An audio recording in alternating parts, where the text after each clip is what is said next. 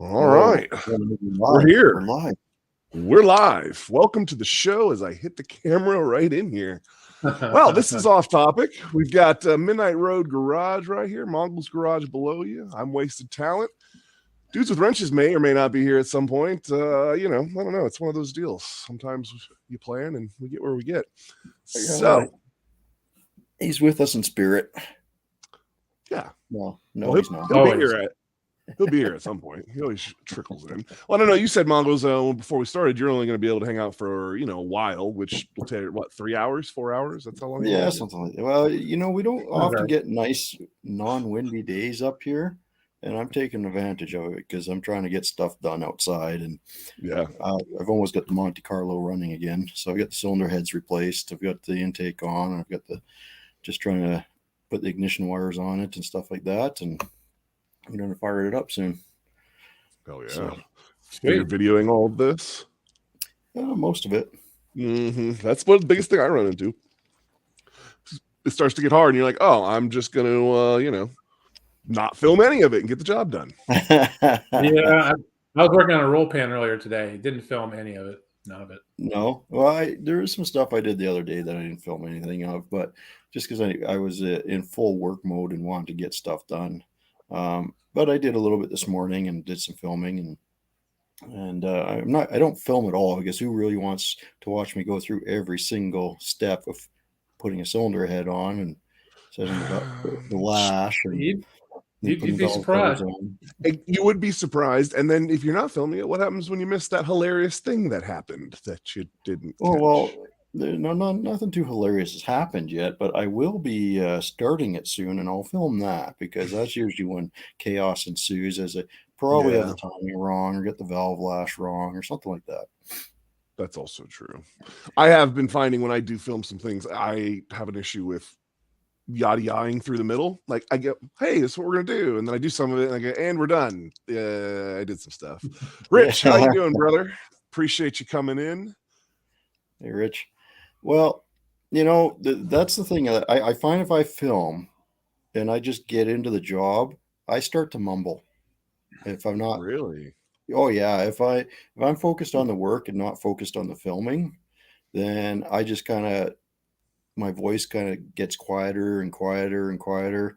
And then so I at one point decided that I just going to talk to the camera like the camera's always on. I don't know when I mentally checked out or in on this program, and now I just talk to myself all of the freaking time like the camera's on. So I'm good in that regard. My problem is turning on the camera. I'm talking to the camera like it's on, but it's not there. Like, what are you doing? I was like, it's a weird thing I do now. Just let it happen.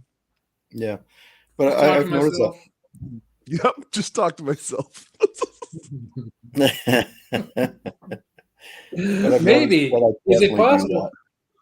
Is it possible that you talk to yourself before you started a YouTube channel? No, you just started a YouTube channel to disguise it.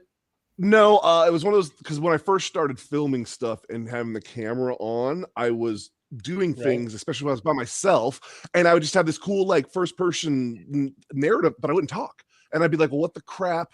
So I literally had to make a mental note. Hey, you need to start saying what you're doing, and then I made myself do it, and now I don't not do it. Even Well, I find that's one of the hardest things when I'm filming is talking to the camera while I'm working. And there's some people that are naturally very good at it, but I get pretty involved in the job and I just start going at it. It's always better if I have someone that'll be like, "Hey, what are you doing?" Like absolutely. When Maria uses is the camera lady for me, that helps. So sometimes she asks me when I'm doing something that's very self-explanatory, and I'm just like, putting a tire on. But sometimes it's like, oh yeah, that's actually a good point. I probably should say something like that to the camera because I will do dumb shit like, yep, this stupid thing right here, and I'll have a conversation with the camera, and when the camera's on, that's awesome. But like I said, I don't turn it off when the camera's not on.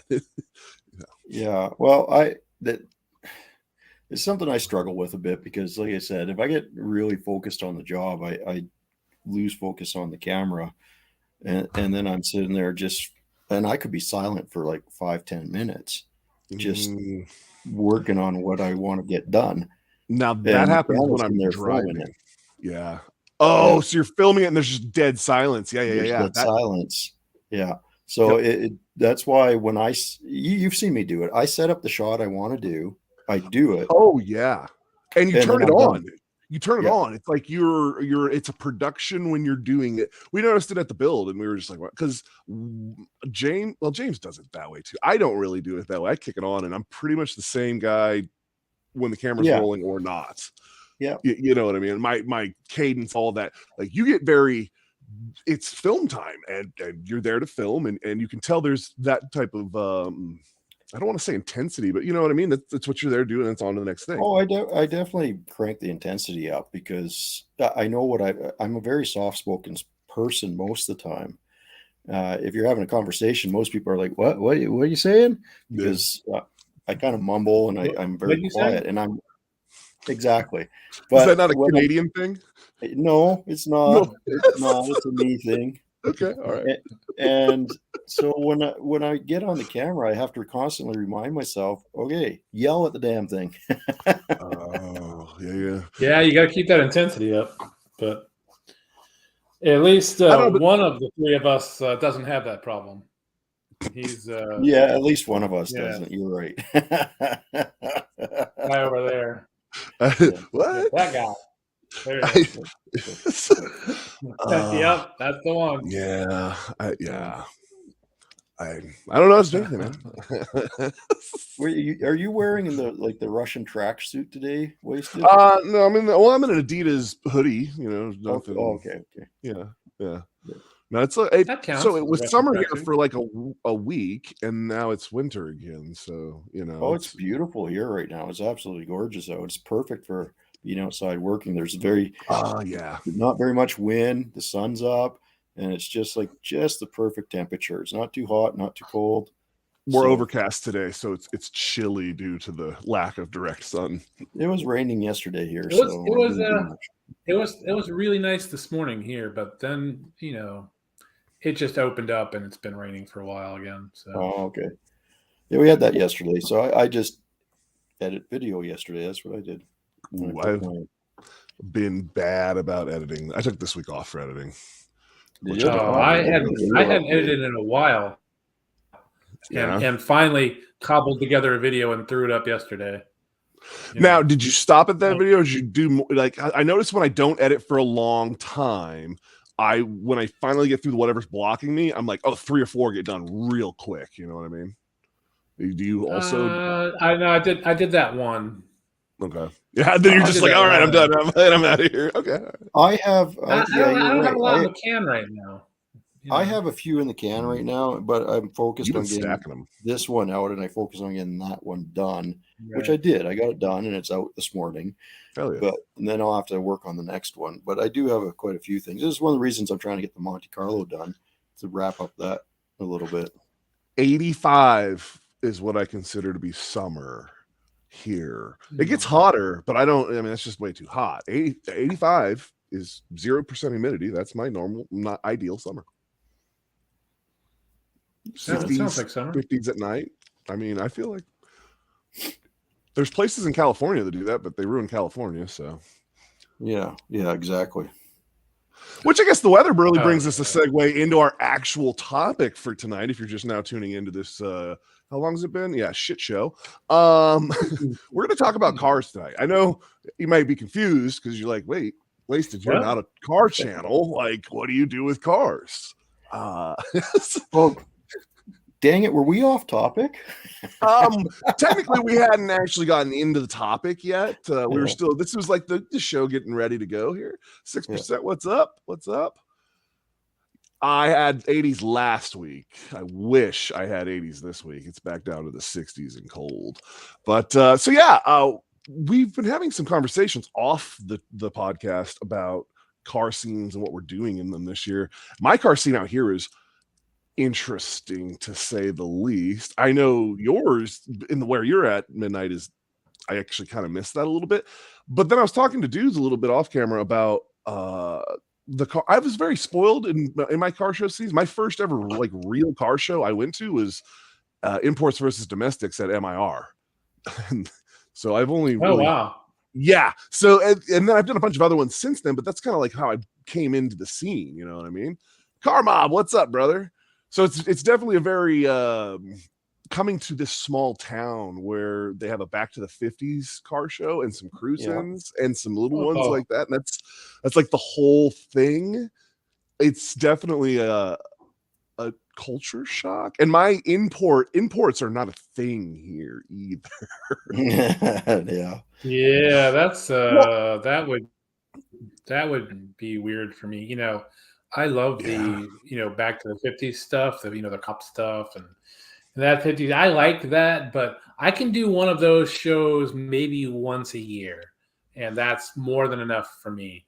So that was the big show for this area, was that one show, and they're not doing it this year because it's going to cost too much to kick the homeless out of the park to do the show. Oh, that's too bad.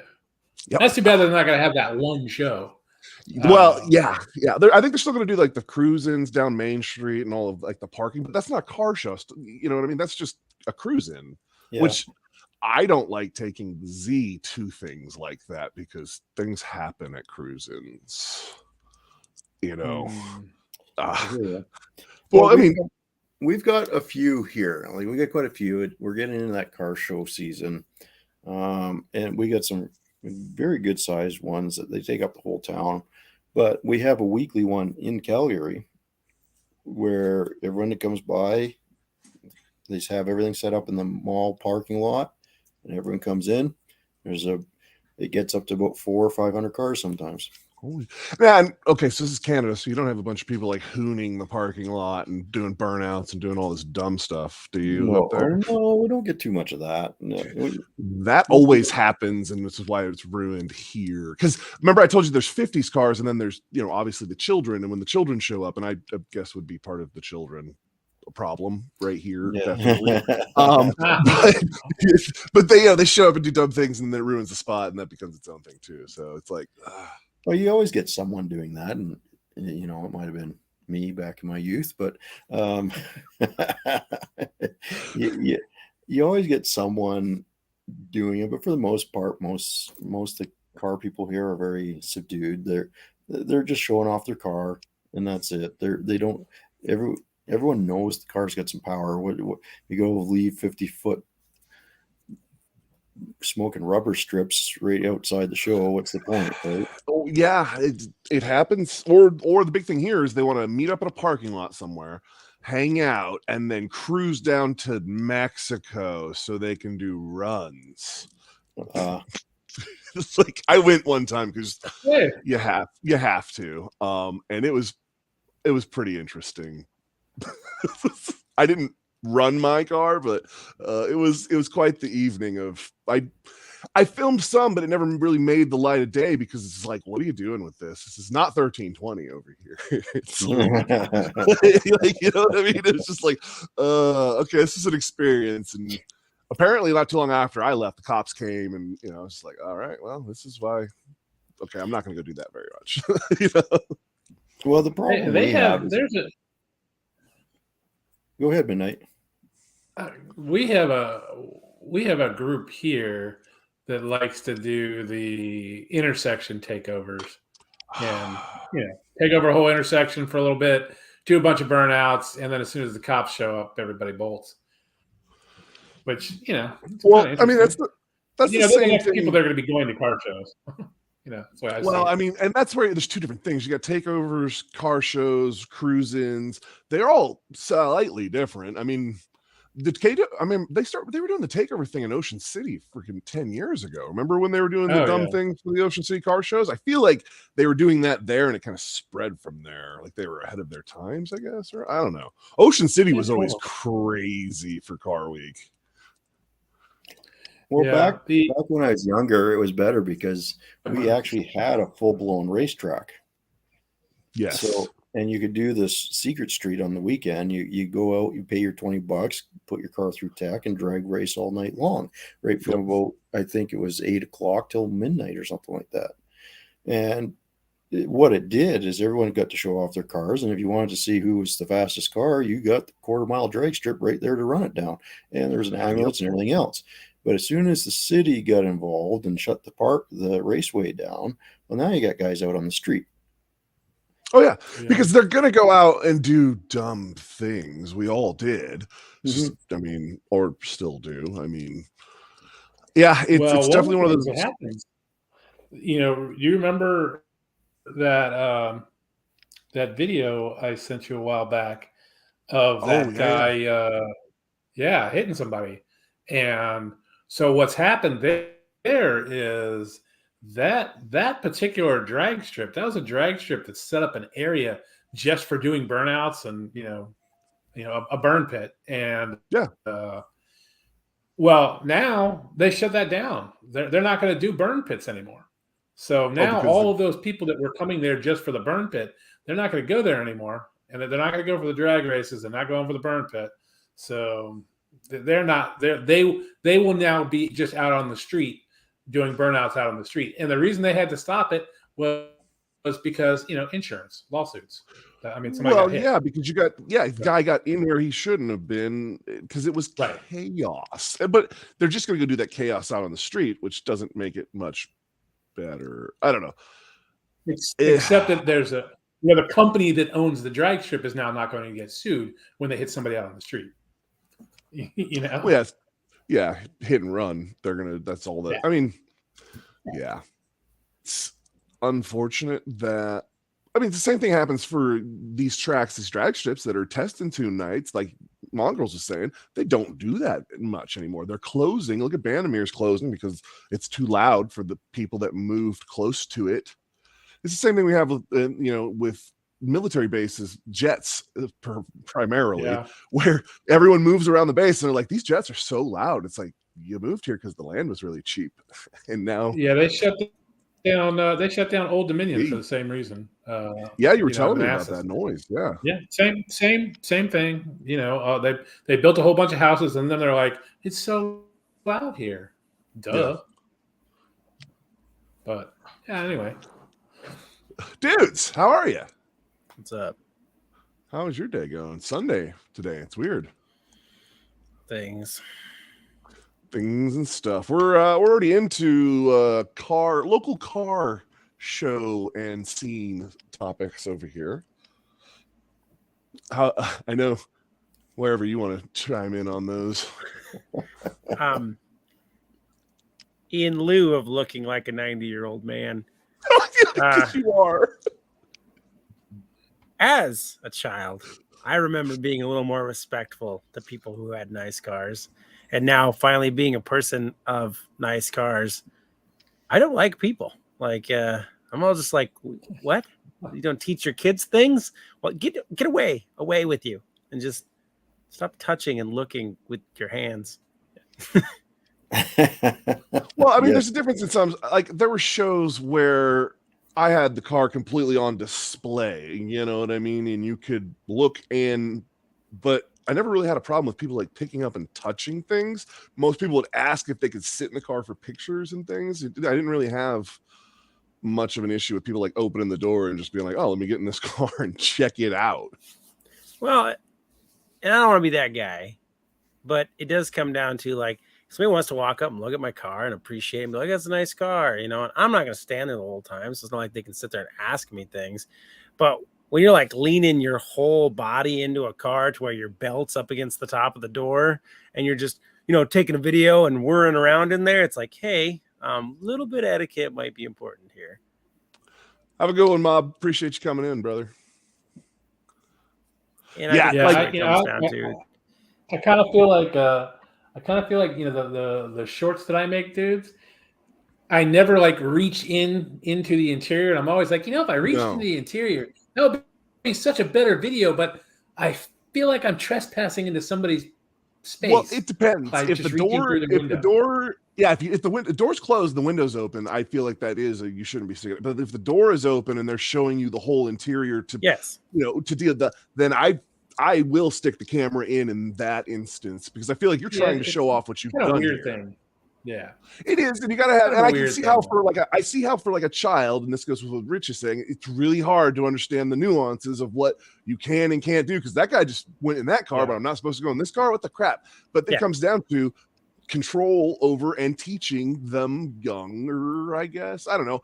I knew you don't do certain things. I will even accept children to an extent if a parent is, at least being like, hey, don't do that. I can understand that a kid just needs to learn, but it's different if the parents are just doing whatever and the kid's doing whatever. That's a little different, and there's no even paying attention to them. But the one that's driving me nuts lately is the 30-year-old people that are just like, hey, man, can I open your hood? No, don't touch my car. What are you doing? Yeah. I know there's no safety latch. Watch that. No. Yeah, although on the flip side, I could have gone a different way. I thought it was nice. On the flip side of that, there was a guy that had a Lamborghini at one of the shows, and every kid that came up to it got to sit in that car, which was really cool. But, and I have seen that before too. I've seen guys with rat rods, stuff that's like super built out with a bunch of rat things rods. You need to look at. Rat rod guys, and they don't care, And there's a place for that, but you don't just assume because that guy's doing it. Every car is free game here. Exactly. Yeah, and that is the trick of it. You can't just assume that. You got to talk to the guy. If the guy's not there by his car, then you don't open up his shit because he obviously doesn't want you in there. You know what I mean? Or I've waited by a car for dude to come back to be like, hey, you need to tell me about this. And I would, if you want to, will open the shit up so I can look at it because I want to see what's going on here. And sometimes they're like, no. And sometimes like, oh yeah, hell yeah. And Yeah, most of the time, if you ask them, like if the hood's closed and you say, hey, you mind showing me under the hood? And they'll do it, right? But you ask. You don't just do it. Absolutely. Of course you do, Jared. Fair's fair. Well, the guy was recently it was a car show locally here. And I think car show or cruise in? It was a car show. Now, this was an actual, they were giving out awards. It was a whole thing. Okay. And it was at a parking lot of a hardware store. So, there's a guy I know that goes there. He has a really nice Chrysler 300. It's like a 64 or something like that. Just big boat of a car. And he's very temperamental about the car because it's original owner car, super low miles. I mean, he's an older gentleman. And he got out of his vehicle and started walking away from it. And you could tell this show was not really meant for just him. It was for everybody. You could bring whatever you wanted to this show. The people putting it on, it was all no holds barred kind of deal. Yeah. So there was some real junk and there was some real nice stuff, and it's all kind of what you're into. So this guy walks away from his car for about 2 minutes, and I realized he's looking back at it like, I don't know if I should walk away. And it didn't take 5 minutes. I'm paying attention to his car too for 3 full-size adult people between the ages of 24 to 30 to just literally walk up to his car, open the door, and sit inside. Like, look at this. And it's like, what is it right now? Wow. And he had to rush back over there and explain, like, what are you doing? Like, his face said it all. He was like, I'm going to hurt you. You probably should get out of my car. And, they're just like, oh, man, no big deal. Like, trying to talk to him about his car. And he's just like, we're not talking about my car. You need to get out of my car. And then finally, one of them caught on and was like, pulled him off the side, like, really sorry about them. They aren't real big to car shows. This is new for them. And it's like, they're adults. Like, that's not okay. Yeah, somebody did. I feel like if you're the one that needs to explain that to the dude, you should have been the one explaining it to your friends. Yeah. I'm just saying. So it was one of those moments of just like, I've seen people act like that with cars with for sale signs where they like, oh, it's got a for sale sign on it. I can just jump right in and check things out. Yeah, not really. I'm one of those guys. I mean, I do agree. I feel like if you put the for sale sign and you left it unlocked, that means I get to check it over because I might buy this thing. Same thing for a property. So you got a for sale sign in your front yard, I might just show up. If you put a for sale sign in your front yard, do you think people can just come walk through your house?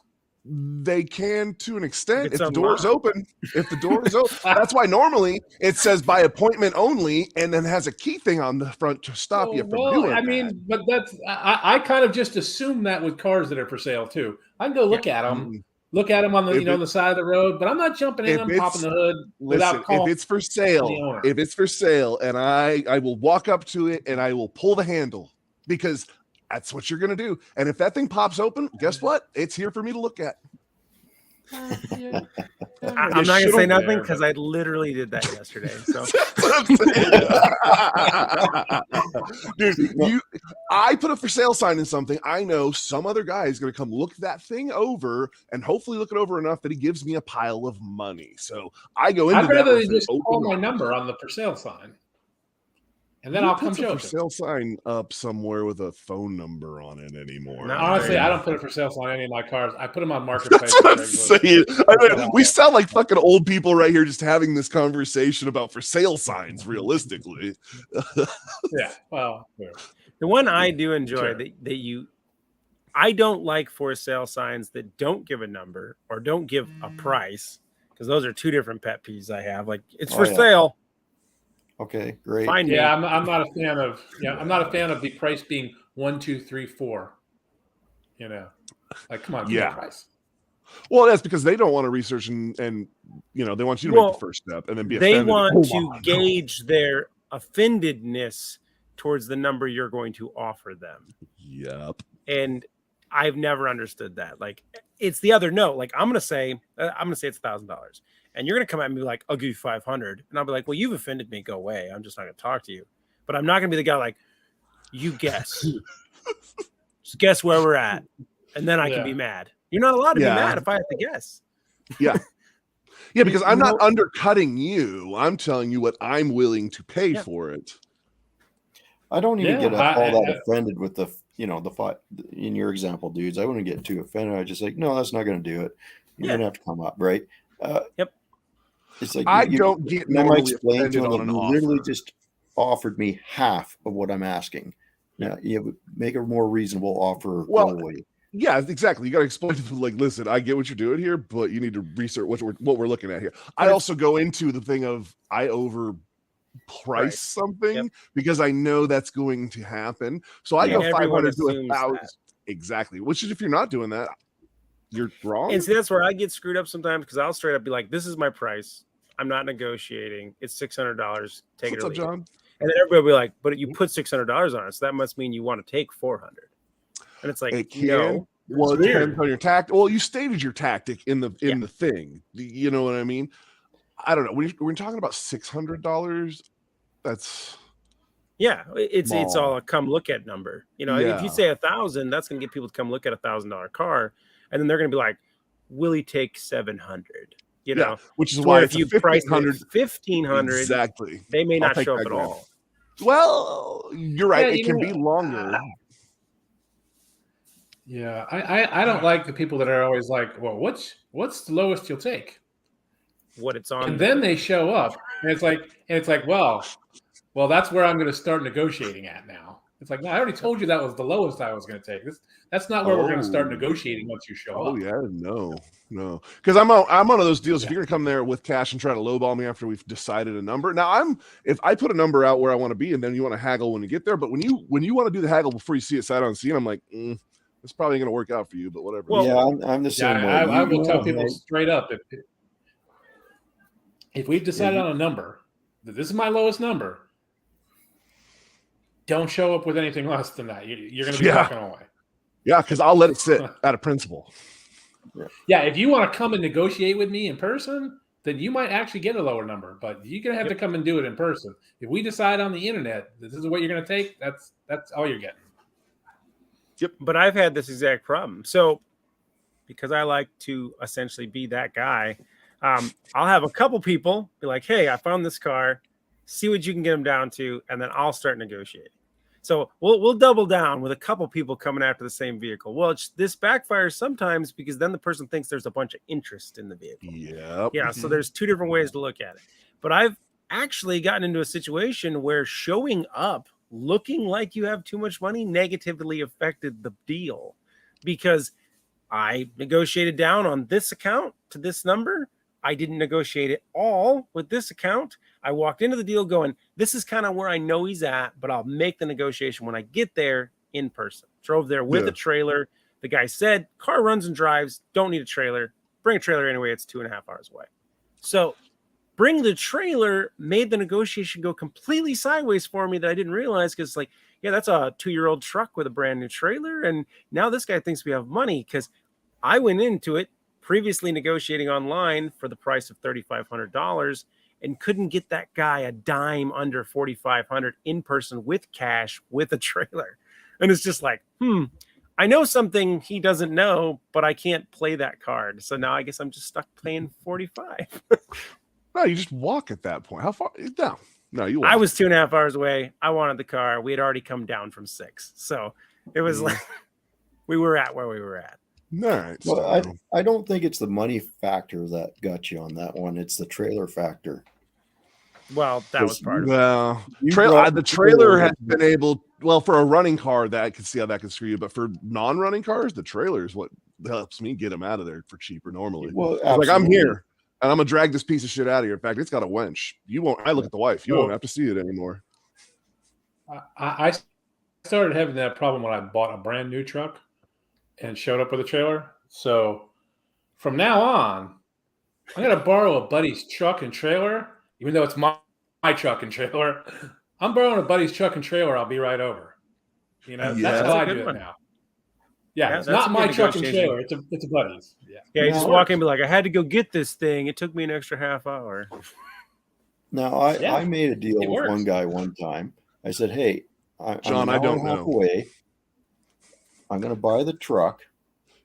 This is the price we've settled on, right? And he's like, yeah, okay. I'll buy the truck. I'm an hour and a half away. I'm on my way. And I start driving. But halfway, I get there. I call him again, say, okay, I'll be there in this amount of time. He's like, oh, okay, man. I show up. He sold the friggin' truck. I've had that happen. Yeah. And I was pissed, man. Like, I'm glad it wasn't any further away, but I mean, it's like, I called you on the way here. You didn't even tell me you had someone else looking at it. I was coming to pick it up. That wasn't, we settled on a price and I was coming to pick it up, man. Like, that just irks me. That's bullshit. Yeah. I've had some guys when I was selling like bikes, and this is bikes. Guys coming to look at it, and I get another guy that calls me. He's like, "Hey, I'm coming right now. I'll pay you double." I was like, "Listen, I got a guy coming right now. If he gives me cash, it's freaking gone. I don't care." Because I've had multiple guys that's on the way, and they never freaking show. So no, I'm not holding anything for anyone. If someone else is coming, someone will be here, and if they're here with cash, I don't care. Well, I'll give people, there's a middle ground there somewhere. So if I'll tell anybody cash, here you go. But if somebody calls me and says, I got 2 hours away drive, I'm going to give you this, I'll straight up tell them there's 2 other people looking at this right now. They're going to be here by 4. If you want to wait, you can always come after that, but it's first come, first serve. But I'm upfront about it. Yes, I'll always be upfront about it. Yeah. I would have been fine with that if that's what he had done. Yeah. But that's not what I said, okay, I'm coming to get the truck. All right, man, we'll see you. And I called. I do a little bit differently. I'm en route. I'm almost there. If someone says, I'm going to be here at that time, at this time, if they say I'm going to be there at this time and I want to buy it, then I wait until that time before I make appointments with anyone else. If anybody else is like, I'll give you twice the money. But I will tell someone, if you say you're going to be here at 5, be here at 5. Because if you're not, it's then 501 it might be sold. Yeah, exactly. So the strangest one I ever got, and I'll throw this story out there as a what would you do situation. So it was, I think it was an hour and 45 minutes away. It was a 66 Buick Riviera, nice car, black. They wanted like $12,500 for it. And I was like, I'll give him $12,500. I don't even care. I've seen the pictures. It looks good. I think that's a good deal for it. It says runs and drives, original interior, blah, blah, blah. So I contact the person after about 2 days of it sitting there because I'm like, I'll let somebody else have it. I'm going to talk myself out of this by waiting. So I wait 2 days. The ad's still up. I contact them, say, hey, I'd be interested in looking at it. When can I come see it? And they're like, well, you can come see it, but just to let you know, I'm already making a deal with a guy. I'm just waiting for the check to clear. And I'm just like, what? So I'm like, if I come to you with cash, I'm buying this car. Like, that's not negotiable. Like, what are we talking about here? And he's like, well, there's a guy overseas that he's sending me a cashier's check, and he's setting up shipping and all of that. In Nigeria. He's getting scammed. If his check clears, it's his, but you can come look at it. Nope. And I'm just like, no. And then I seriously like, okay, throw away their check. I'll give you $1,000 more than what they're offering right now. And they're like, I can't do that, man. I'm holding it for this guy. I already made a deal. And I'm like, well, you're a fool. So guess what? 4 months later, of course, for sale again. What? Because the Nigerian prince didn't come through? What? Yeah. I wonder how much that cost him. Get a message that says, hey, are you still interested in this car? And I was. But on principle alone, I definitely wasn't. It was like, well, you burned yourself. So I'd be interested at a far cheaper price now. Well, I mean, I wasn't even going to go down the road because I'm like, this person is so naive. I don't trust anything in this ad at this point. Because good car just turned into, I don't believe you that this is a car at this point. oh. Model car. Scammer on skid. I had another guy that I looked at a truck. I was like, okay, I'll leave you a deposit and I'll come pick it up tomorrow because I gotta get the truck and trailer to come pick it up. Yeah. He's like, yeah, okay. So, and then he calls me up, hey, I sold the truck. I'm like, what? I gave you a freaking deposit, man. So, well, no, I'll give you your deposit back. I'm like, you're going to do more than that. Yeah. What do you think the deposit was for? So, wow. He did give me more. He gave me like a few $100 back, but and the old stereo out of it. And I'm like, but I was like, dude, next time you make a deal with someone and they leave a deposit, it's a deal. Well, and that's the problem with a lot of people with things and stuff. Is that just how they do things in Canada land? Up there in Kazakhstan. Kazakhstan. Most of the time, I don't have those issues, but every now and then. That's a new one. I've had many times where I've walked away from deals because I'm just like, you're crazy. Like, yeah. I negotiated on what was it, the Suburban we had. Dude has it up, blown transmission, $1,500 for the Suburban. I was like, get wrecked. So I offered him $700, like, you know, because that's what it was actually worth. And then he got all offended, and I was just like, all right, well, call me when it's $700. 3 months later, dude called me and was like, hey, you still, and I wanted to hit him even less when I went and actually looked at the damn thing because there were other things, but then it turned out being that it was the rear end that was bad, not the transmission. And I was like, whatever, we'll make it work. Yeah. So have you ever made a deal with someone? Okay, dude. So when I was much younger and I just did a lot of car hunting versus buying because I didn't have money. I would always stop and look at things and talk to people. And I stopped and looked at a 51 Ford 2-door primer sitting on a trailer. You could tell it was kind of rough, but it was all there. The interior was done up, not well, and it already had a Chevy small block in it.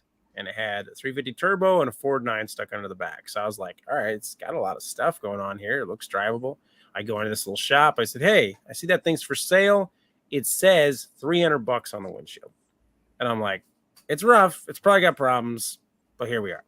So I go in and talk to the guy. He said, yeah, $300. You looking at buying it? I said, yeah, I'm interested. I got $300 with me. I went and got my little cash stash out of the truck. And I said, here's $300. He writes me a little receipt paper. It says, yep, $300 down. And I said, right on there, $300 down. Okay. So I leave. I come back 2 hours later with a trailer because he said it doesn't run. It's got problems, got electrical issues. Okay. So I show up with my dad because I'm 17.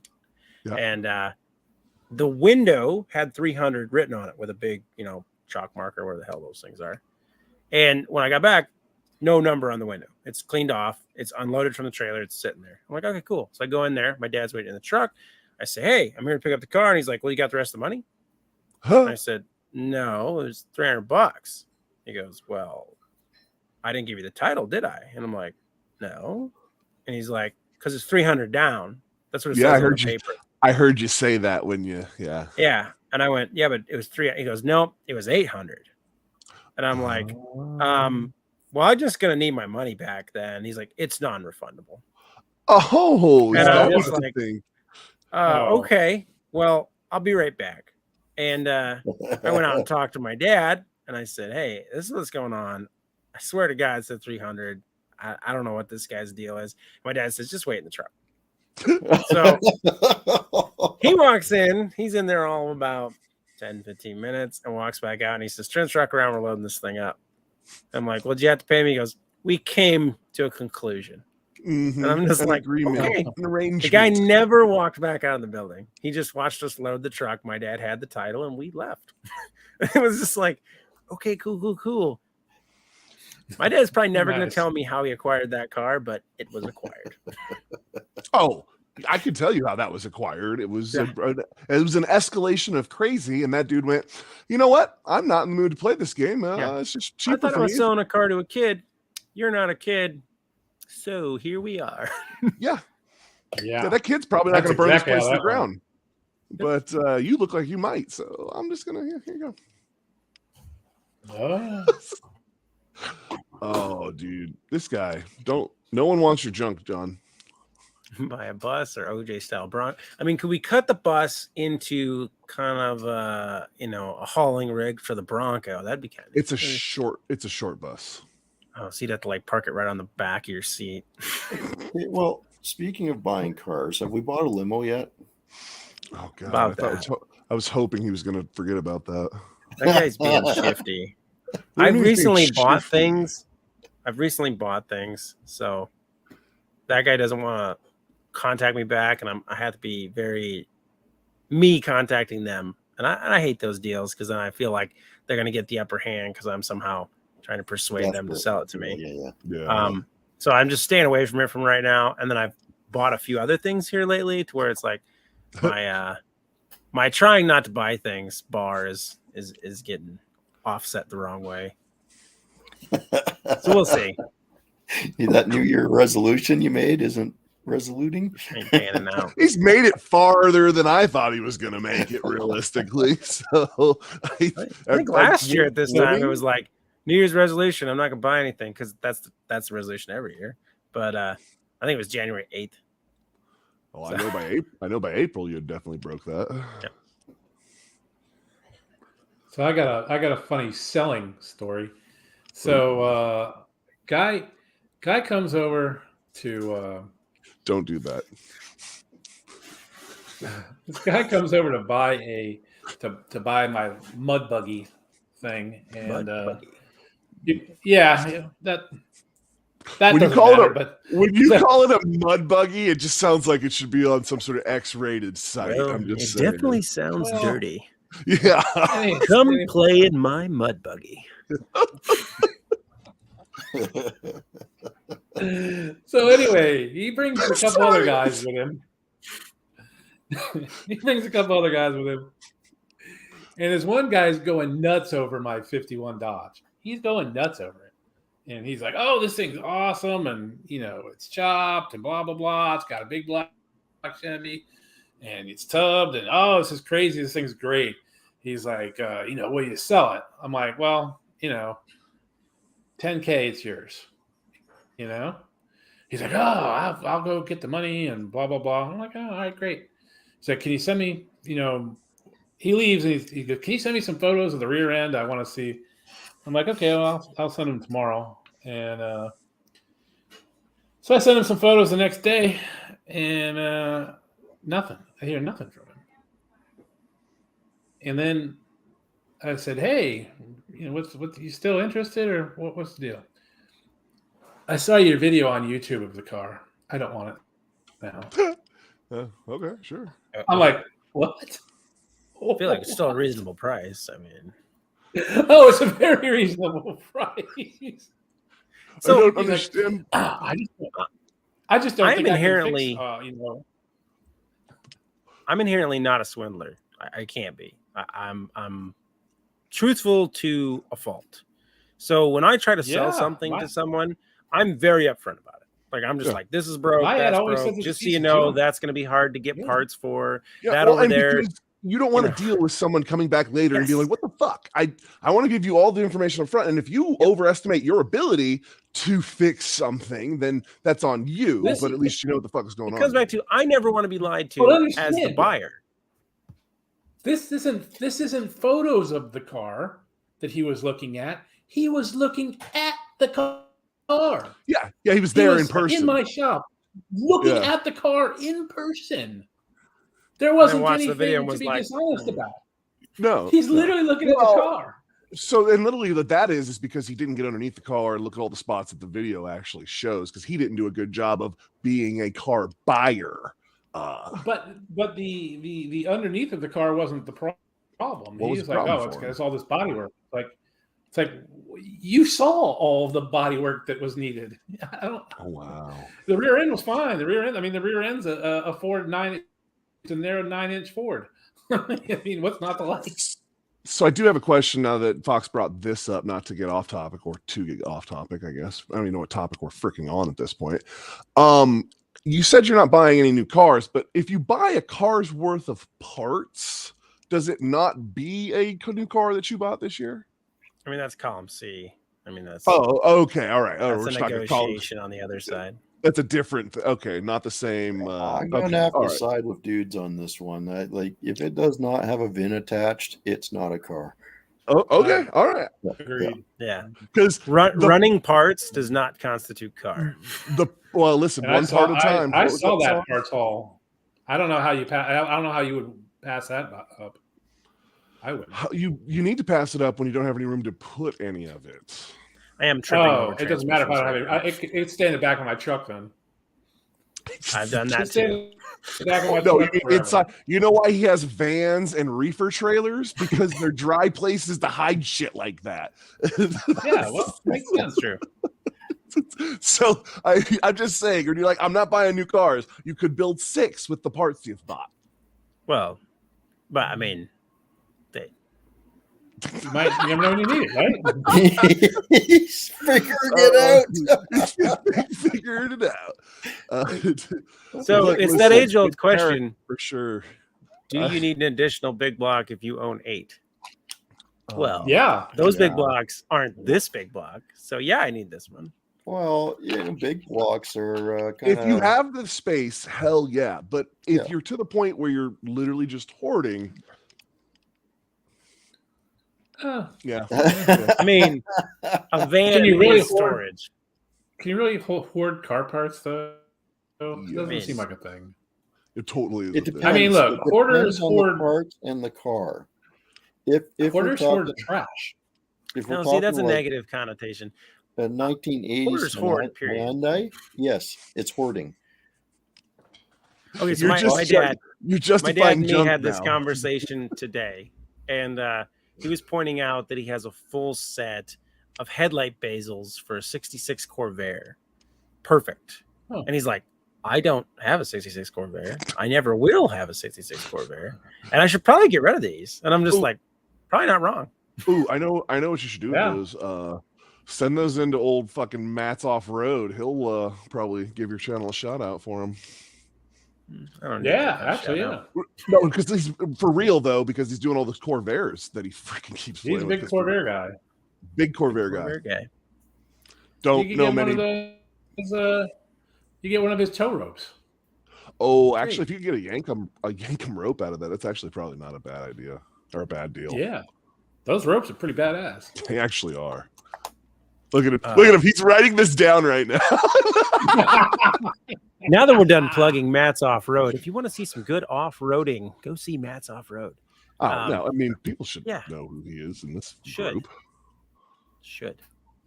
Did you not know who he was? I know who Matt's Off-Road is. I was gonna say, what are you talking about? I just feel like I don't know. How many other Corvair people do you know? I don't know any Corvair. Morvair. Okay, that's Morvair people. Yeah, okay, all right. If you want to go there, Morvair. I will say Corvairs do fit nicely on a G body chassis. If you didn't know that, I did not know that. Yep. I can tell you that perfect. I can tell that Morvair did not fit perfectly on that chassis they put it on in that show. There was a lot of work put in that. That's actually I ended up finding them was through them building that rig, and I was just like, there's a lot of steel going into this thing. Does that mean you could take a G body and put it on a Corvair frame? Potentially. All right. I would. I mean, That could be interesting. Well, why would you do the opposite? Yeah.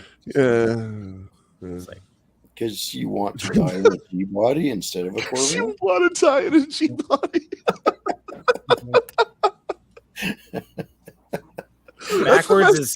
Backwards is also a direction. Hey, look, it would be great to bring to that local car show. He got Starlinked. He totally got Starlinked. He gone. He gone. Oh man. Oh, yank your. Oh. Wow, that changed. The Dirty Mike and the boys. All right. So I spent since Friday making a long form VAT video. But I just finished VAT video. It's a VAT of things. I'm not good at long format video, just so you're aware. Like, I don't know how to do it. Like, I try to just make it easy and do it, but it becomes like a 20-minute rambling session of things that I hope people watch, because I don't think they will. I think your long forms are fine. I was going to say, the last one seemed to be doing pretty well for themselves. I do one, and I do two, and then I try three, and I'm like, I hate this. I hate this so much. Well, I say that to myself about most of the videos I make, but you got to keep making them, and hopefully they get better. Maybe. What is John talking about down here? I don't know. Oh, I ignored because I didn't. He said you could put parts in the bus, and I just kind of skipped over it. I have, if it was more affordable, and here's the problem: school buses aren't cheap. Like, you buy an old school bus, it's like $3,000, because a lot of them have good diesels and stuff in them now. So it's like you can't get an old bus cheap. And now everybody's been doing schoolies and all these other things. There's no such thing as a good cheap old school bus, but they are good storage if you can get a hold of one. Well, I mean, his wasn't cheap. I think we spent like $3,500 on that thing when we went and bought it. And box trucks. I've loved to get a hold of like a big box truck, but the problem is everyone converts them to food trucks, etc. And they're like, oh, it's $5,000 for this beat up old box truck. And it's like, no. Yeah. You come by the one I have. Is a box truck a cube van or no? Box truck. We're talking like a food truck. Yes. Okay. Yep. I'm not talking cab chassis box truck. So what you're thinking of is like a U-Haul truck or a Ford with a box. Yeah. Well, the cube vans, they're still reasonably cheap, aren't they? No. Like around here, everybody thinks they need to like try to start a food truck or something, and they'll do it with anything that's square shaped that they can stand in. It's really, yeah. Oh. There's makeshift little single axle trailers. I mean, I've got one of those. It is good for storage. That's what I use it for. P-van. That's the transmission I have in the Subaru is out of a P-van. 4L80. Weird. My computer screen went dark for a second. Been staring at it for so long, and it's like, and you just need a break. Yeah, I guess. I don't know. Well, it's past your 30 minutes. I know. I decided to give it an hour, then I'll go. I know. That's what I said when we started. I totally said we were going to go long. You're like, oh, just. I'll give it an hour, maybe 2 hours, maybe 2, 3. Yeah, the problem is I'm old, so when I sit down, I don't want to get back up. That is. So if you do want to go down the path of motors and parts I bought, I have already gone down a rabbit hole I don't think I can come back from. So, Elaborate. So I got that 396 put up on a stand last night, and I was like, all right, let's tear into it and see what's going on. The oil pan is destroyed, mind you. I get very frustrated with people that don't know how to properly store motors. It kind of drives me nuts. Like, oh, you don't just lay them on the oil pans? Just and lay them on the side. Yeah. Just drop them on the ground. Yeah, fine. Yeah. They're fine. They're strong. They're motors. So the pickup tube on the oil pump's destroyed. I was like, that's cool. So we're going to need to look at an oil pump. Because I never liked the idea of, like, if it got this damaged and the pickup tube's all bent, potentially is anything cracked on the pump? Oh, yeah. It's just cast. So then, all right, we're getting a new pump.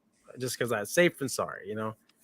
And then I haven't pulled off any of the main caps to look at the bearings. There's no hash marks in the cylinders. That means it wasn't just rebuilt. So I was like, all right, I got to figure out what these pistons are. My borescope's broke. So I started looking at the heads. It's like, all right, they're pretty good. They're nothing special. It's not like they're just Corvette heads on a Chevelle motor. It's probably a 350 horse, 396. But I don't know what the cam is. I don't know what the pistons are. Medium high rise Holley, 700 CFM carb. Start staring at the heads. I don't know what's going on with them. It's like the castings are weird on them because there's holes where there shouldn't be holes in the heads. And I'm like, I'm not sure if somebody knocked holes in these heads for better oil flow, but I've never seen a set of big block heads with literal holes that you can see through into the oil valley. So I'm just like, boat motor?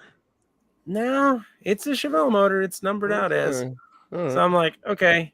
So my dad's like, I want to see it. So he came over and looked at it, and he's like, that's probably fine, but let's pull them off. I want to Magnaflex them, and we'll redo the valves, and we'll do new springs and grind them, polish them. And I'm just like, okay.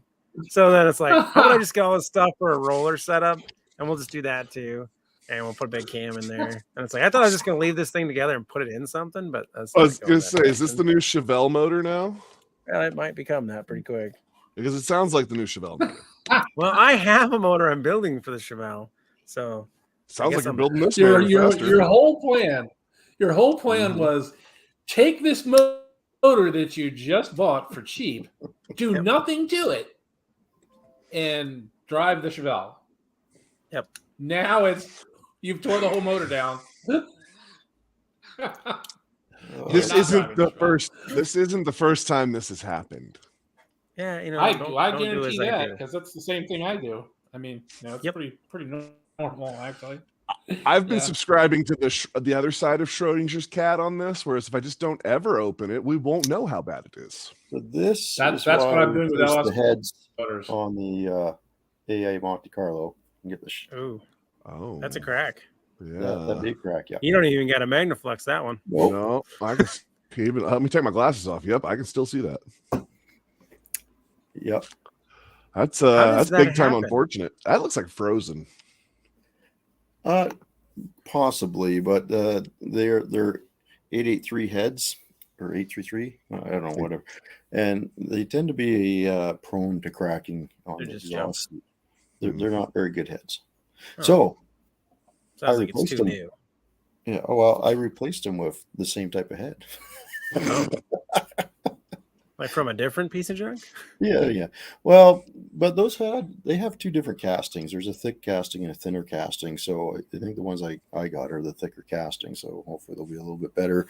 But I got a good deal on them. So, and I'm not going to put a lot of it comes pre-cracked. Pre-cracked. No, they were rebuilt. They're completely rebuilt. They're actually completely rebuilt. So just weld that up and surface it. It'll be fine. So are they 366 heads? Fox wants to know. No, I think that was more for dudes, but oh no, they're on those ones with the weird hole. I decoded them, and they're from a '66 Corvette 427 big block. Oh well, there we go. So they're Corvette heads on a Chevelle motor. Did it have a dry sump? Did it have a dry sump set up on that motor at some point? I don't believe so. I mean, because that would explain the oil galleries coming in the head like that if it was a dry sump at some point. Knowing what you paid for all of that, I'm pretty sure you could sell those heads for more than what you paid for everything. Just throw some regular 396 heads on there, or just throw a set. I mean, there's 66. Heads. Yeah. I mean, but there's 66 427 heads. Yeah. Well, you know. My dad even said it. He goes, if we Magnaflex those, there's a problem. We have 4 more sets of big block heads sitting on the shelf. So, yeah, and cranks and all these other things. Yeah. It makes me wonder why we keep machine adding to the. But here's the thing: being 66 427 Corvette heads, even if they're cracked, they're worth money. Exactly. Because someone kind of like when I to put them on their numbers matching. You know, I sold a 283 Corvette numbers matching. It came out of a Bel Air, but in '57, the numbers indicated that it could potentially be in a vet. So you could say that it's a numbers matching vet motor. So when I sold the motor on my 57, I sold a broke motor that needed everything done to it for more than I got in the whole car. And it was some guys like, I'm building a 57 Corvette with numbers matching. And I'm just like, good for you, bud. Yeah, but once it's all done. Yeah, I don't use Corvette parts for anything. I sell them. Corvette parts, Yes. sell it. Yeah. Yep. Well, that's the same reason we did the body swap on that square body we had. The body was worth more in the shape it was than it was going to cost to fix the body the rest of the way to make it a full square body. I was like, sell it. We'll put a new body on it. We don't care. Yeah. I did become the neighborhood a-hole last night. Oh, Whoa. You just thought you became were. him? Or I'm usually you... pretty nice. I'm not that obnoxious guy that likes to like do burnouts in the street and be a jerk and just be loud and obnoxious. I'm usually the guy on the side of the street going, "Hey, stop that." So the burnout in the lower garage that hit that's in my yard. Grill. Oh, it doesn't count. Everyone in the neighborhood hears it. If it's on the street, you're a scumbag. Okay, I just wonder where the lines are here. Okay, cool. If you want to do it in your yard, you're more than what. That's your yard. All right. If you want to drive down the street, you like do rubber on the street. Come on. Okay, all right. I have both of those scumbags, so I'm just I mean, you gotta be kind of being cool about it. But at the end of the day, it was raining a lot, so I acquired a new square body truck, and I didn't want it in the yard anymore, and I'm gonna start doing some things with it. Wait, when did you acquire this one? Oh, I didn't tell you about that one. No, because you weren't earlier in this show. You were earlier in this show making it sound like you had still made it until now without buying a new car. You didn't come out and tell us you hadn't, but you didn't come out and tell us you had broken that streak either. I'm pretty sure that's not even the first thing I bought this year. I seem to recall him buying something very early in the year. No, he tried to buy it and he wasn't able to. It was he tried to get the one in Oregon, and I was going to go have to do it, and then it fell through, and then the streak continued at that point. Oh, okay. What else? And that was the last I heard about the cars, like physical, like. I've lost track already. It's too late in the year. It's too late in the year. So wait a minute. You're starting to hide your hoarding from us now. I just forget. I swear, I forget. That's what it is. Oh, it was the Buick. It's the same. Is this the same square body with the hood that's bent? That you took off? Yeah, drastically bent. Okay, it's the same one. All right. Yeah, I do remember that one. You knew. I told you. Did I buy a Buick this year? No, it was the Oldsmobile, right? Oh, I did buy an Oldsmobile. Yeah, I bought a 74 Omega too. And that was the first. Yeah, that was the first downslide into. Wasn't it like 2 days after New Year? Hey, they delivered it. They delivered it. They spoke me into it. We'll bring it to your house. We'll set it in your driveway. You just have to give us money. And I'm like, you got me. So you basically got an Uber for your addiction. Yes, exactly. That's how you know you have a problem. When people know you buy so much stuff, they're just like, I'll bring it to you. It's on its way right now. Just you got some cash. And I'm like, I got cash. God.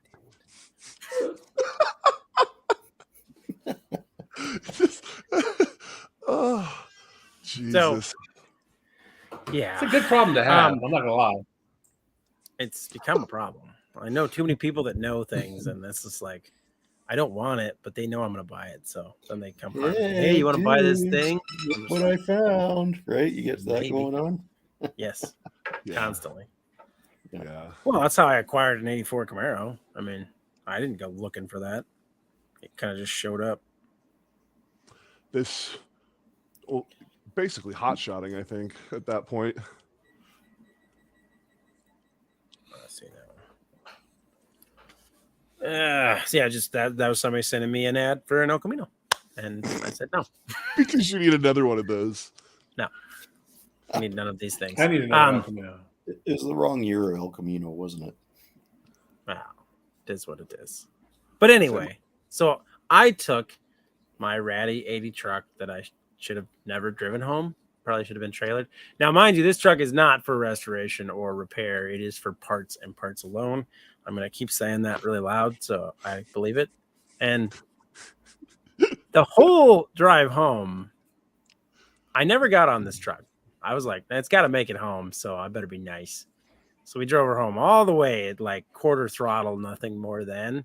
And I knew if I got on it real bad, it would probably choke because the Quadrajet was not good.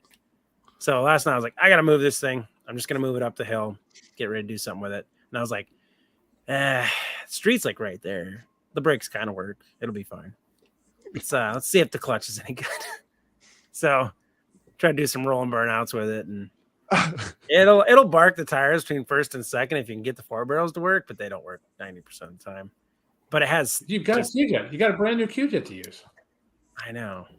I should just throw that on there. But then that's where I went with it. I was like, I got a Quadrajet I got with this big block. Maybe it's better. And I'm like, no. We're not changing a carb on a truck we're tearing apart. That's not happening. Just make me like, look, it runs better.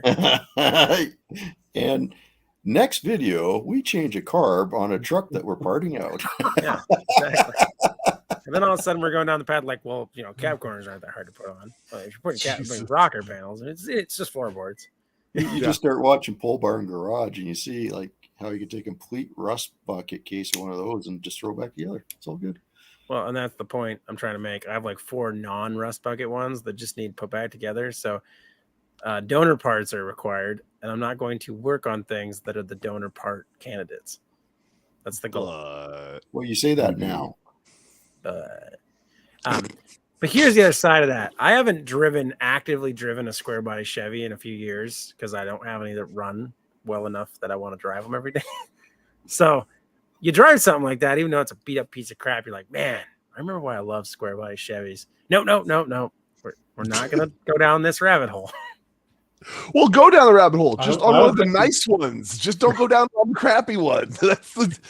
Like, I like what you're doing here. I like the nostalgia. Just stop doing it wrong. The problem is, the crappy one, you can just look the other way and be like, we don't care, OCD. It's just a piece of junk. Just drive it. True, and then over here on the nice one, the OCD's like, you're going to have to fix that. I'm like, come on, OCD. We don't got to do that today. And then you're wet standing a Fairlane, and you look back and you're like, damn it, OCD. What are we doing? Yeah. I did wonder what those were. He sends me a photo of wet sanded panel on the fire hazard Fairlane, and I'm like, that's cool, but why? Yeah, because OCD's over here like, you could make it roll again and get it out of your garage, but what fun is that? Let's make it shiny so we can imagine what it could look like when it's done. The best part was you made the one spot shiny. You're like, oh, this spot came out real nice. I'm doing the whole rest of the car. And I'm like, okay. And then you sent me a picture like the next day and it was like rubbed through in so many places where it wasn't thick enough anymore. And I was like, you were like, that didn't go well. Or what did you say? You said something. That patina look now. Yeah, it was something like, that's what it was. Yeah, I guess we're doing patina. Yeah, that's what it was. I was like, oh man. Well, that'll bump out until it doesn't. I was listening to the C10 podcast yesterday, and he was talking to a guy, and the guy's like, "Yeah, I got my first square body, and then I had to get a parts truck for that, but that parts truck was pretty decent, so." Then I had to get a parts truck for my parts truck. Yeah, he's like, now I'm like 7 square bodies deep. Yeah, that's a thing. It's pretty funny. I was like, yeah, that all makes complete sense to me. Parts truck for your parts truck. That makes a lot of sense. It actually, unfortunately, does. Yeah, I bought a two-door Galaxy that I really wasn't even into two-door Galaxies until I bought one. And then I worked on it and was like, I don't hate this car. Then I went, it'd be cool, a 390. And maybe one that has a frame that's not broke. And then I went, all right, I found this 4-door. It's got a 390. But the frame's broke too. Well, I can just do a frame swap and fix the frames while I'm moving the bodies around and have the one with the 390 and blah, blah, blah. And then I went, hey, look, convertible. It's got a 390 and the frame's not broken. So I'm going to buy that one and put it under the other one. And then I sat there and went, I'm going to do none of those things. And I'm just going to fix all of them now. Yay. Yeah, because I thought at one point I was like, well, why aren't you got the convertible one's gonna have the stronger frame? And that's when he informed me, like, no, they all use the same frame, and that's why those frames suck so bad. It's because they don't make a better frame for the convertible in that one. They're all junk. Yeah, it is quite. I'm sure you'll get them all fixed soon. No, he won't, because he's got to get one more before he'll even start that project. So. He needs a wagon. He needs a wagon. He'll have the full set. And I did actually look at a wagon not that long ago. Nice. I would have bought it, but the motor was locked up. The guy wanted $600 for it. There wasn't a straight panel on it, and I'm just like, if it just had one good fender, I'd probably be into this thing. But it doesn't even have that, and it's missing glass. And good luck getting that for a wagon. And then, after walking away from that deal, I found another wagon online that had all those things. And then I'm like, I could buy that wagon and this wagon, and I could put them together and have one good wagon. I'm like, no. You didn't even tell me this part. This one's news to me. I had to reel it back in, and I was just like, no, we're not doing this. I can't believe you didn't go for that. Weird. I was about to, but then I told myself no. Oh God, he had a moment of lucidity or whatever. Yeah, wait. I looked out across my horde of things and went, you know what? I don't need 2 more wagons. Actually, but wagons are so cool. I was gonna say I actually could get behind 2 wagons in your pile of bad decisions. I want a wagon because I don't have it. They're almost as cool as a limo. I do like wagons, man. It's not rational. Went right over that. You see that? Yeah. Oh, I was over that limo idea when it started, but I did say that if he got it, I would go. So I've just been patiently waiting for that to fucking slowly get out of his realm of possibility. But you just keep bringing it up down there, mongrels. Hey, well, I'll still say the Cadillac. The Cadillac? Oh, 48 Cadillac Touring. Yeah, I'll say that. Okay. It's like a limo, only better. I am going to actually go back outside now. We're probably going to wrap it up anyhow here in a little bit, but we appreciate you coming on, Mongrels. We started on topic for about 5 seconds. We did, and if I get the Monte Carlo fired up, maybe I'll hop back on if you're still on. All right. I don't know if we'll be there that late, but hopefully you're quick. That late, yeah, okay. I'm not that quick. I like to take my time. We appreciate it, brother. Have a good one.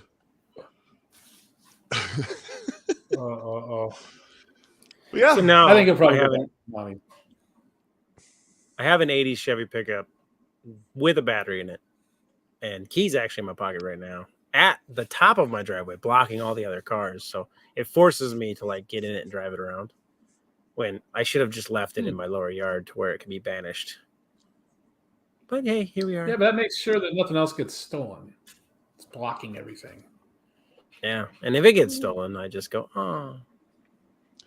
I don't know. I think it's pretty safe to say most of the things in your yard aren't going to be stolen as whole vehicles.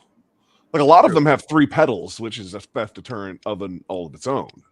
Yeah, and this truck has a 3rd pedal that literally moves side to side, and I hear that's kind of a deterrent altogether, even if you know how to run one. Even if you know what you're doing, that'll trust me. Now, when you push it, does it lift the whole cab off the frame? Yes. Okay, yeah, because that's a cool thing those things do too. Yeah, because that's the other thing that's not great. Yeah. That was the one. The Ram truck was doing the same thing. When you would push it, the whole thing would lift, and I was like, "This is not right." That's just what they do. Mechanical clutch equals big leverage arm that actually walks cab off the frame. Yeah, well, I mean, the cab mounts are all broken, you know. Yeah. So, to add to that, the bushings are so gone in the clutch pedal that you have to plant your foot to the left or the right side of the pedal. So your foot is to the right of the center of the bar to keep it rolling towards the brake. Because if it rolls the other way, you slip off of it because it's trying to roll out from underneath your foot. Nice. So every clutch push, your brain in the back of your head's going, if the clutch doesn't fall out of the dash this time, that'll be great. And you're like, I love square bodies. They're the coolest. Yeah, they're the best. Hey, look, it barks the tires between second and third, so we're good. Second, third, and all my neighbors think I'm an asshole now. Oh, yeah, because it's straight piped and it's aggressively loud. I had when I was in high school, I had a 76 square body, and it was... I didn't know you bought brand new trucks. That's funny. But not very funny. Oh, that was so good. Just like I'm not amused. I think it was probably like 12 years old when I bought it. Thank you. Look at him doing fucking math now. Don't get hurt now. Come on. Don't have an aneurysm. Oh, what was that? Let me see. 1 minus. Carry the 3. Fucking. Oh, It's not it a wasn't show that funny. unless we get an old joke. Well, no, it's so funny because it's been I know, every it's show funny. in a row we get an old joke in there, and you never know when it's gonna come. And that one was a slider. He really. And this is what we snuck that call one in. old timey time. Oh, we're into old timey time. Old timey time with Midnight Road. All right, so when you had your used 78 Chevy pickup. The 76. Thank you. All right. But yeah, it could smoke the tires, the single tire for days. That's all I was going to say. Oh, single tire Yeah. burner. It's Oh, a yeah, tire single fire, tire but it's burner. only one. Yeah. See, I'd have to check this truck because I do want to look at the differentials. Potentially, it might be an actual limited slip truck, which would be great because I may use the differentials on a different project. Or that may be a good reason for you to just save that truck because it's got options you need. Really, here's the sad part, and here's the reality. Because those trucks have become so valuable and so precious, this truck could be saved. But I have junked nicer square bodies. So it's like, yeah, I probably need to junk this one, even though it's running and driving. But there's been many. Just going to prove all of the haters that say you do that right. I'd save that truck. Blah blah blah. There's because you've heard that in a million videos. Yeah, but I don't save trucks that are junk because that's just how it is. Here's we've talked about this. I've got a dudes with wrenches type fact. Okay. Something that you would put in one of your shorts. So square bodies. Where is their build sheet typically on a square body or the speed? Which year? Oh, well, I guess any year. It's going to be on the glove box primarily. Except for 1973. Oh, I believe that. Yeah. Yeah, it's on the wheel well under the hood. Yep. Really? Yeah, only on 73 though. Yep. Yeah. Well, they didn't start doing glove box. They didn't even have that. Like in the 60s, you didn't have build sheets. It wasn't in the car. So late 60s and stuff, it wasn't there.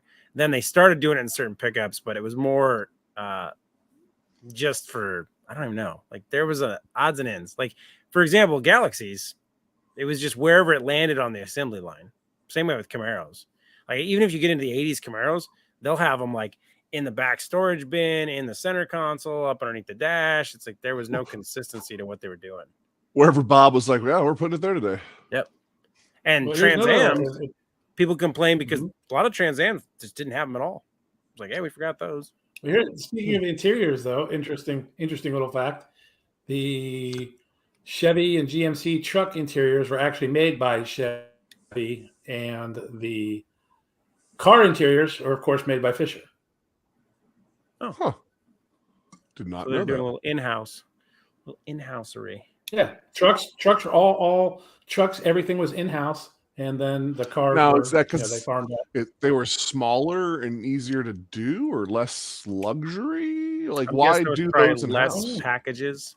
Yeah, maybe. But Or you it know, was just if you think about the truck's interior versus the car interiors, all the car interiors kind of resembled each other. Like the bucket seats were a little bit bigger or whatever, but the Astro seats. Truck's seats nothing like the car. True. Intel, Just kind of designed. Now it kind of makes sense as to why. when they got into the 90s, that was one of the biggest things that I thought was weird. If you look at like early 90s Chevy pickups, they always ran a bench, and they were always very specific. That's a 90s truck bench.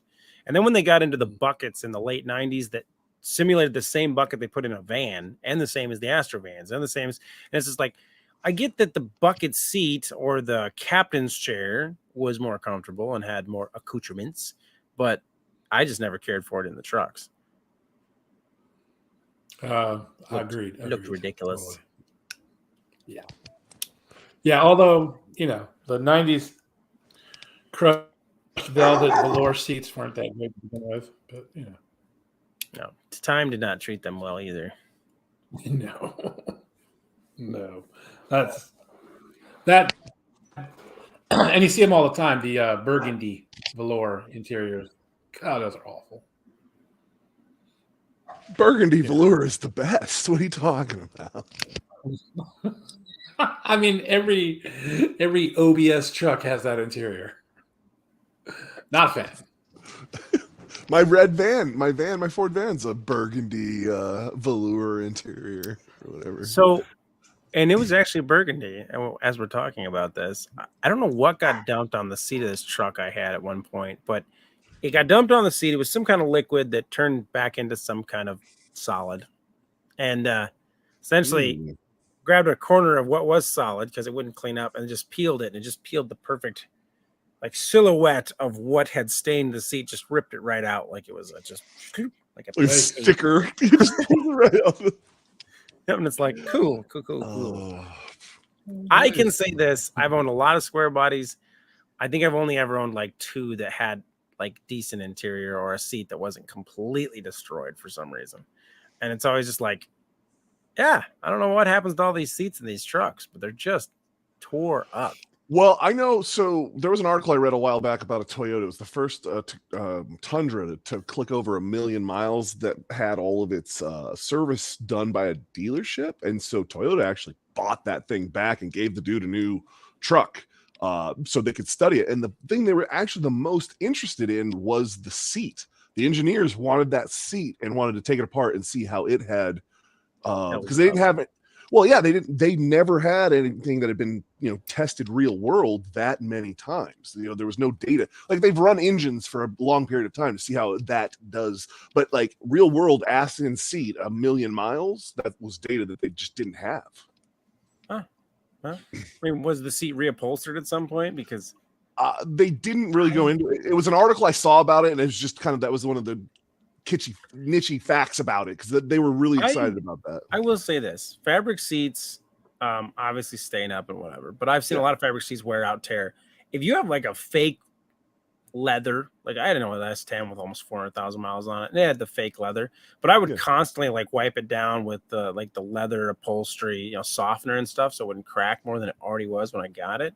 And that thing was a perfectly fine seat. It was obviously worn out, but it wasn't tore up.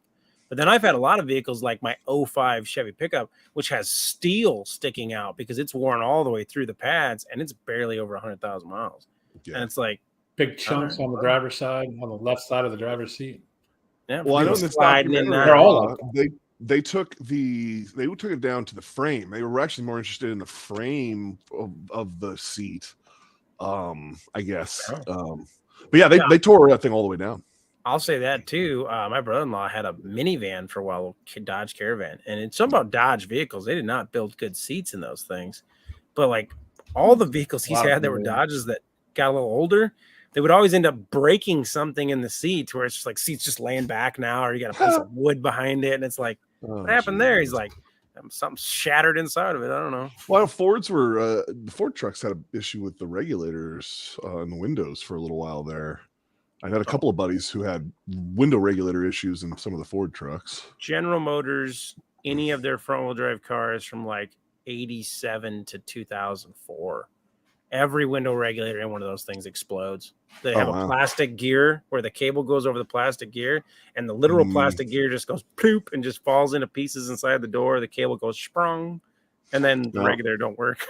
Jesus. And then your window falls down, and then you're like, what's going on there? And then everybody and their mother gets the big old masking tape, just blasting that thing up there. It drives me nuts. The Z had a window regulator go on it, but the Z is one of those ones where it doesn't have the upper pillars, so it drops the window and takes them up and down. And I was like, ooh. Makes sense. It's opened and closed 1 million times, Yeah.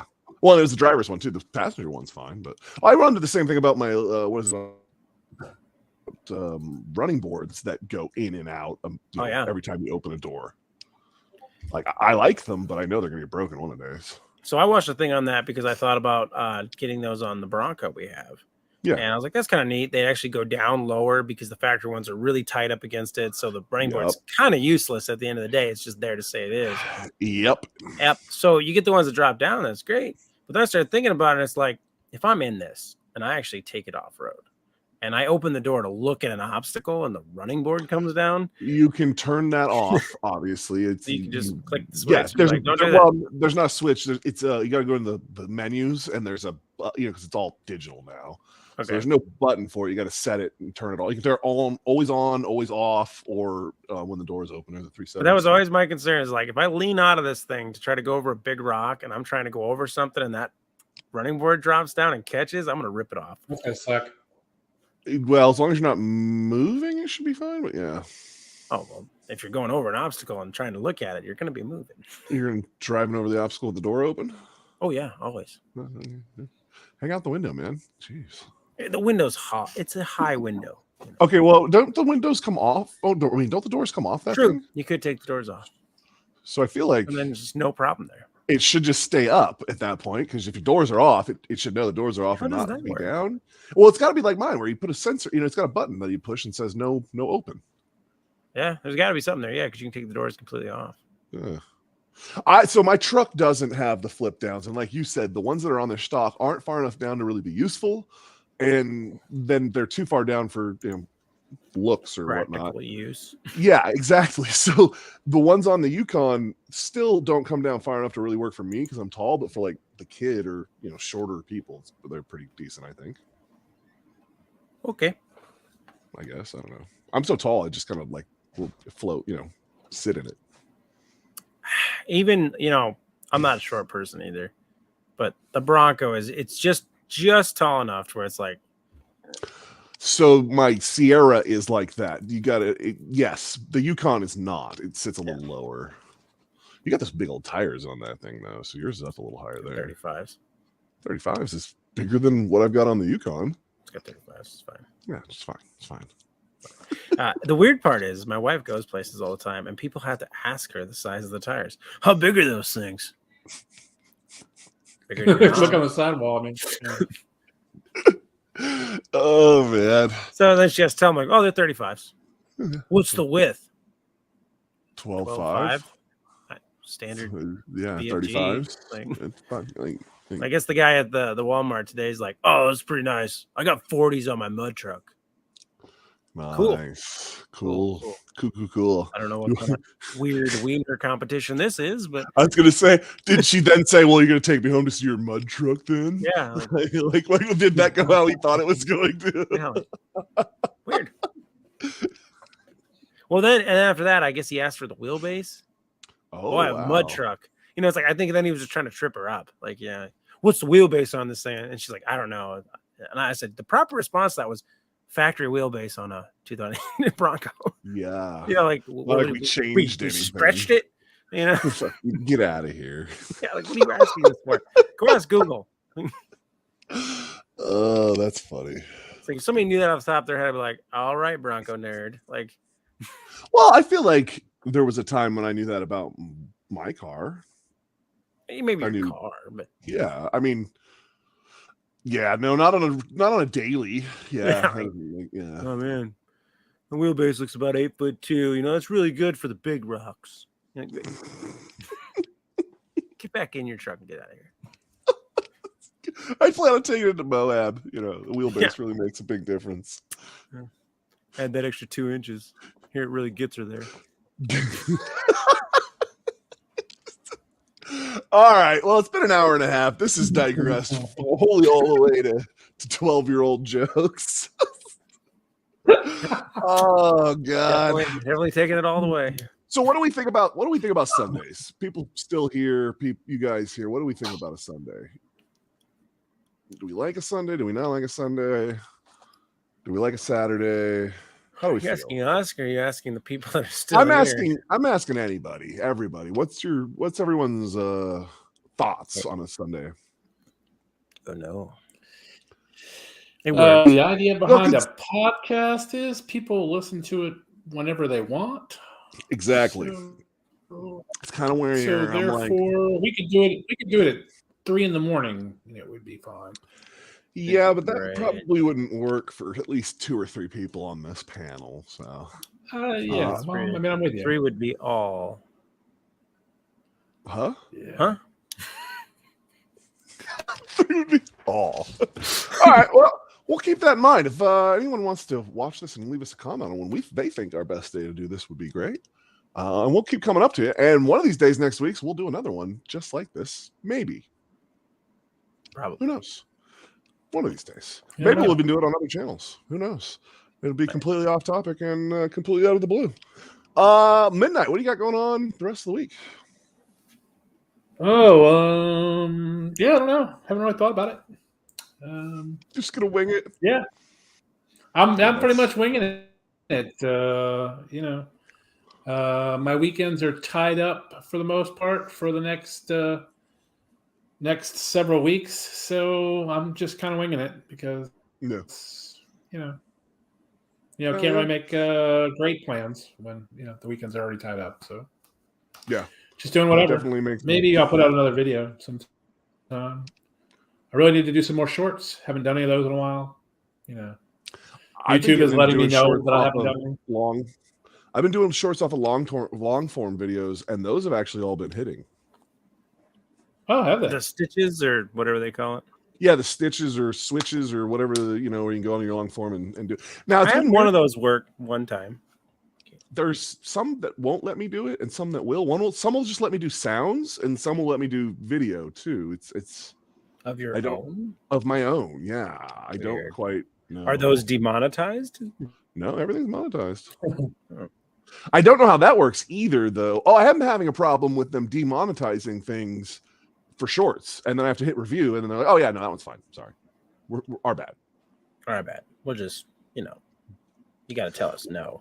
Yeah, but the thing is, it pisses me off because I go upload my 3, that I'm going to do, and then I go into to set them up, and they're like, "Oh, this one's demonetized," and I'm like, "Well, great. Now I got to do another one because I have to wait a day and a half for you to tell me there's nothing wrong with this video." Oh, to consistently keep the number you're putting up the same. Well, I want to put 3 a day, yeah, and so that the one yesterday they told me it was no good. I'll just wait till tomorrow once they say it's good. You know what I mean? But still, Yeah. How are your subscribers some of doing? For me, we're getting about, I think we're at 10,300, something like that. Huh. I'm progressively getting 10, 5, 6, somewhere in those numbers every day. Some days I get 20, depending. Like today, we had a big run. I don't know what happened, but this morning we got, I think, 15 subscribers, and then they took like 3 back already. Oh wow. Huh. We just don't look at the subscribers anymore. It's sad. I don't pay. Well, whatever. You're not getting negative days. I mean, sure. What do you mean? Sure. Is that it's yes or no question? Well, previously, the days would be well enough that negative never was a consequence. And now I can actively see the numbers go away on the same day. And that's where it's a little more disheartening. It's like, welcome to my entire YouTube we career. Gained, but we still lost enough to notice. Oh yeah, I was this morning when I woke up, I was at 10,355. We're down to 351 now. Yeah, or we were. But that's just YouTube. I'm swearing that's YouTube just taking out a 10% or whatever the percentage is for bots. Yeah, I don't know. YouTube, they let me know I haven't put out anything lately because yesterday I went up all of 1 subscriber, so that was a low for I have long that time. too. That was low. It happens. Yeah. So then I added. Then I finished making the thumbnail for the long format that I had that was just sitting there that I hadn't released yet. And today, I'm getting the normal amount of subscribers. Nothing for that video, of course, but because they all come from shorts. But yeah. I get a subscriber here and there on long form videos. Yeah, I know. Go ahead and tell us, dudes. I get them. I get them on the long forms, but not on new long forms. Not when I first release it. They just show up. Yeah. How about you, dudes? You gonna get some more long form going out? I'm gonna put one out probably tomorrow morning. And then short on Tuesday, short on Thursday, short on Saturday, Sunday. I don't know. One Just of those days. Randomly throwing stuff out there and watching it all burn. Yeah, but it's actually kicking off when you throw it out, right? Oh, the long form, they just all slow roll. Oh, at least they're slow rolling. Yeah. Like it was doing really good. It was getting like 1,000 views a day until it hit 7 days. And then now it's like, blah, blah, blah, blah, blah. Well, then there you go. You know that every 7 days you should be doing something then to keep the overlords happy. Yep. So try to have some of those views. What it is. It's all watch hours at the end of the day. Yeah, which you're getting a shit ton of, which is awesome. But all right, well, we're gonna do the same videos we always do, Monday, Wednesday, Friday. And then we'll do live at some point. If you guys haven't checked out these podcasts, make sure you do. Want to give a shout out to our members, which consists of Just Stiff with Cletus. Appreciate you. And if you guys want to be a member, I don't really want you to do that realistically because you just give money to YouTube. But if you feel like you need to, I would appreciate it too. So you guys have a good one. We'll see you on the next ones. See you guys.